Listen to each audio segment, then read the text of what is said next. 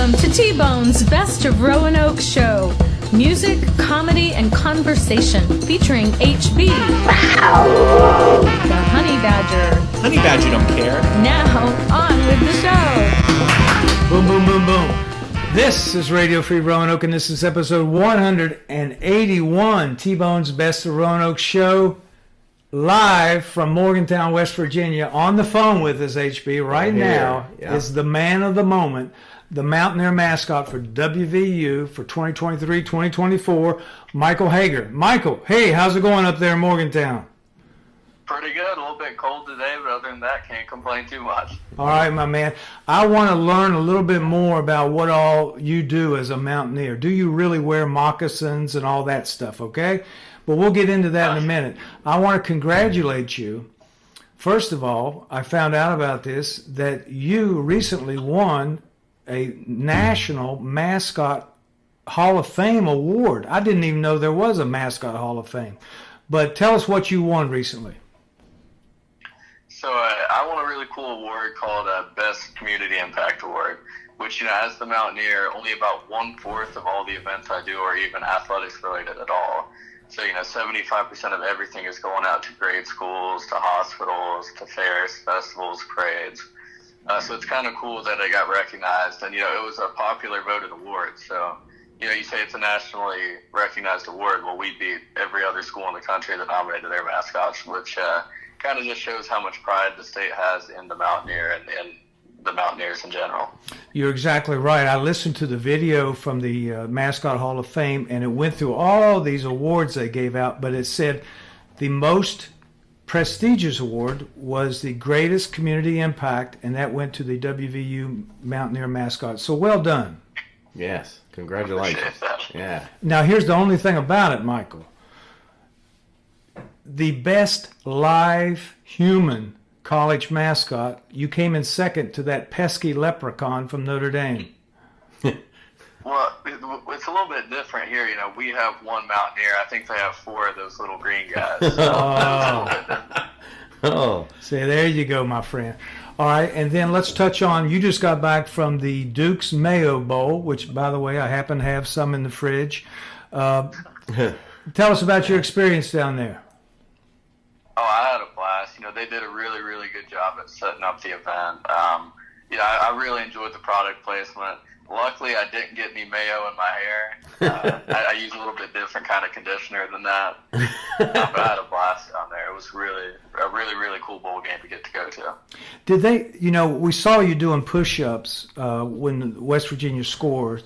And, when we listen to you basketball games on the radio, at the end of the game or halftime, I can hear you fire your rifle. Did the Duke's Mayo Bowl, did they have a little mascot out there as well? Yeah, there was a big mayonnaise jar. Yeah. It was really cool. We got to hang out a little bit. We kind of compared our hair routines a little bit. But Well, as mascots before games, do you get a chance to have a pregame chat with some of the other mascots? Now, I'm taken from what I can see, the Virginia Tech Hokie and the Pitt Panther, they really can't talk. So how do you communicate with mascots like that? Yeah. Yeah, so I'm actually in a pretty lucky and unique situation. I'm one of the few mascots in the entire country that can talk. A story I'll tell from Big 12 media days. It was every Big 12 mascot was in Cowboy Stadium in Dallas. Someone would come up to the group and ask a question, and then everyone just looks at me because I'm the only one who can actually answer them. That's it. Well, you started your Mountaineer mascot in April of 23. Am I right? Yeah, that sounds right. I think April 22nd was my first day. Yeah. Okay. And then, so you'll finish up, usually it's a 1-year term? Yeah, so whenever the new spring game will be the new Mountaineers' very first appearance. All right. And you're the 69th Mountaineer mascot based on our crack research team down here in Roanoke. Is that right? Yep, that's correct. All right. And then I was telling HB, my co-host, that the only time they didn't have a mascot was in 1944 at the height of World War II. Right. And, it becoming a 1-year term is kind of a more recent development. So we've had a couple of Mountaineers that serve 3 terms. We've had several serve 2 terms.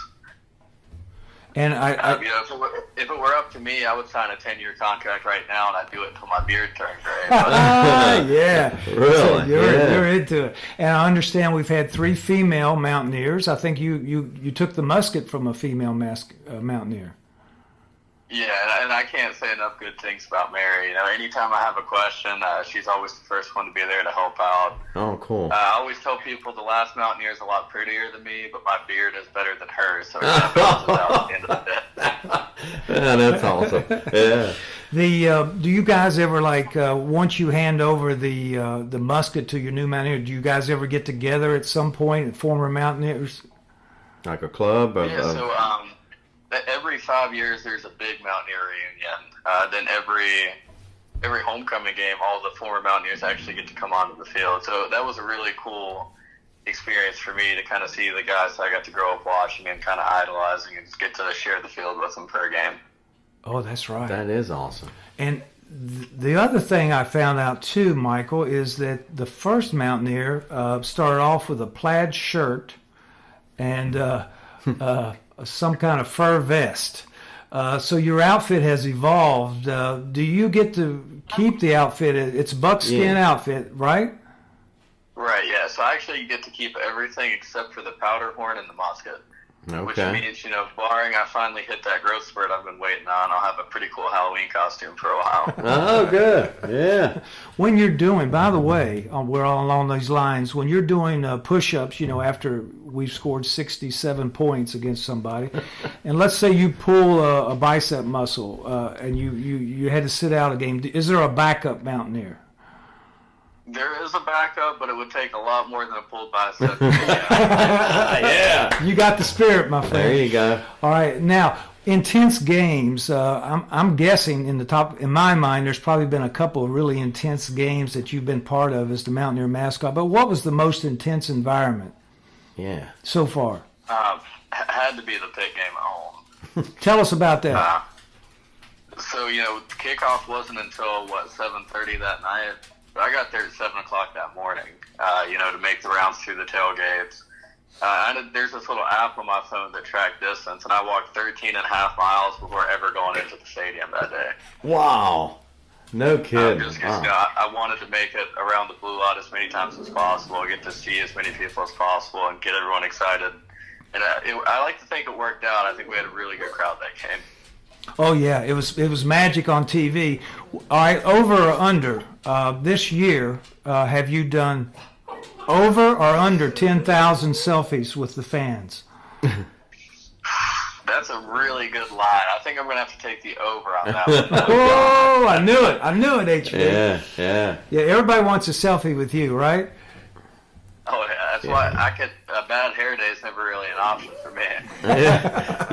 I got to be in the blue lot at that Virginia Tech game there a couple of years ago, and it, it was fantastic. I don't know if you came by that where we were at, at that time, because we wasn't there the whole pregame tailgate thing, but what a fun thing that is, yeah. And it was, and I'm curious too, Michael. How do other fans react to you? I mean, could you tell me which fans maybe from other teams engage with you the most, and which fans are trying to say, "What the hey? Who is this guy?" What's been your experience with the fans of other teams? So there's good and there's bads within every single fan base you go to. Some fan bases are a little bit more vocal about how much they don't like a dude with a mullet wearing leather with a gun. But like TCU's one that stands out is I would say a pretty hostile away environment. Really? TCU Horned Frogs, huh? Right. Yeah. Well, I know their mascot didn't talk much, did he? No, the Super Frog did not talk very much. And then, okay, so sometimes they might give you a little ribbing, then I guess that's normal. You come from Boone County, right? Oh, yeah. Small town. Very small town. I think I graduated with 130 people. And then my very first college class had 210 people in it in just one class. So it was definitely a bit of an adjustment for me. Wow. if I remember right, what's the town in Boone County you come from? I'm from Madison. Madison, that's right. What's that, about 3,000? Yeah, something like that, give or take. Yeah, whenever you're in town, it probably the population picks up a little more. People come see you. So when you get to Morgantown and you decide, hey, you know, I know you were a part of the cheerleading squad, right? Mm-hmm. And then it's what point or what is the process where if someone wanted to be the Mountaineer mascot, give us just a quick overview of what you got to go through. So my personal story on that is I was in a blue log before a football game, and Trevor Keys, who was the 65th Mountaineer, I saw the interaction he had with a group of fans and how much better he made their day just by coming by and saying hi and taking a picture. So, you know, seeing the impact he had on that, I was like, wow, that's something that I think I would really, really like to give a try.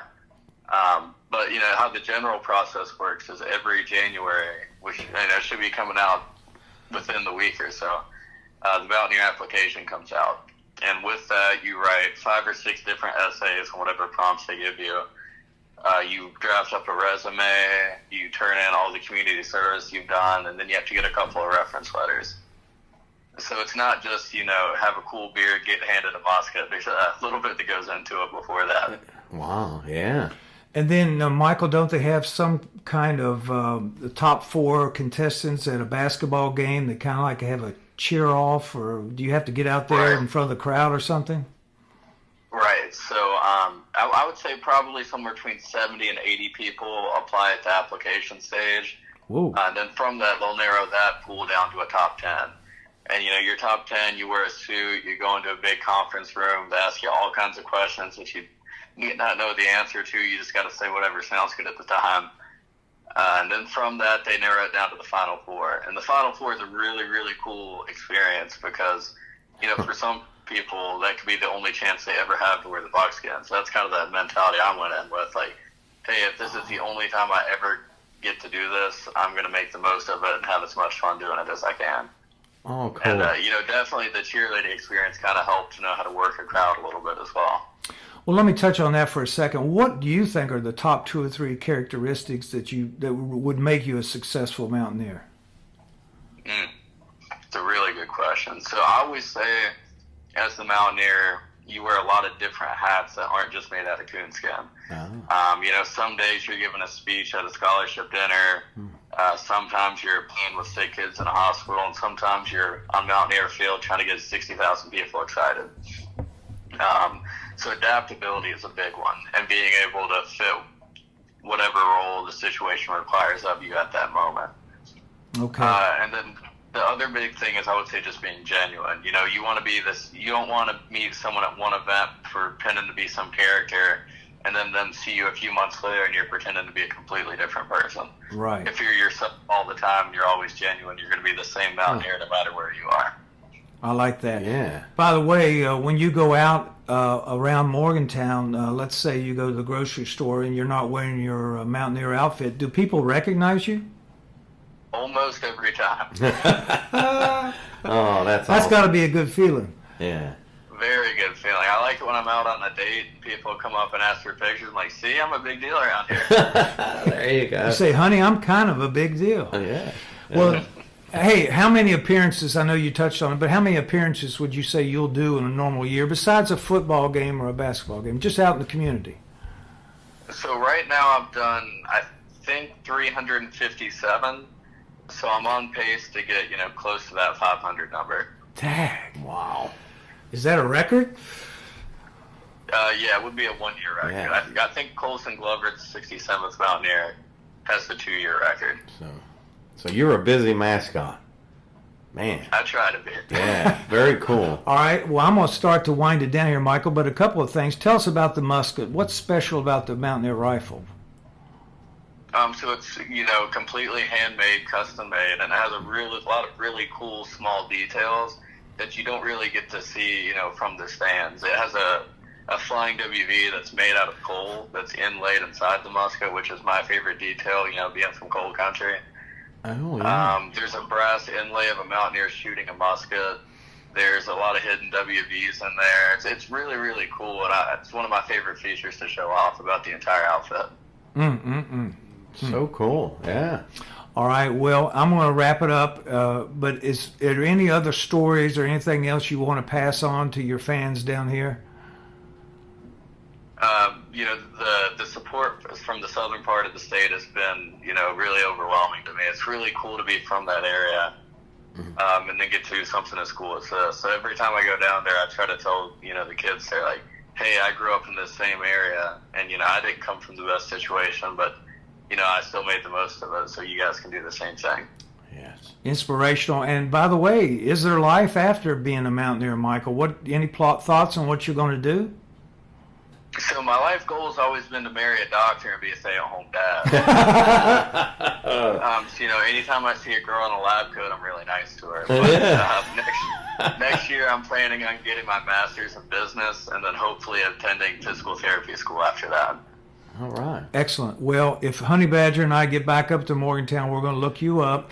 We wish you continued success as a Mountaineer. You're just a delight to talk to, and I knew you would be. And I'll say this, Michael, for all the Mountaineer fans out there, you're almost a mythical figure. And so I wish you the best in your future. Yes.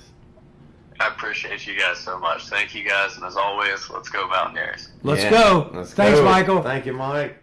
West Virginia, after it got away in heartbreaking fashion in the fourth quarter last year in Pittsburgh, is going to win the 106th backyard brawl. West Virginia. I'll be back by 5.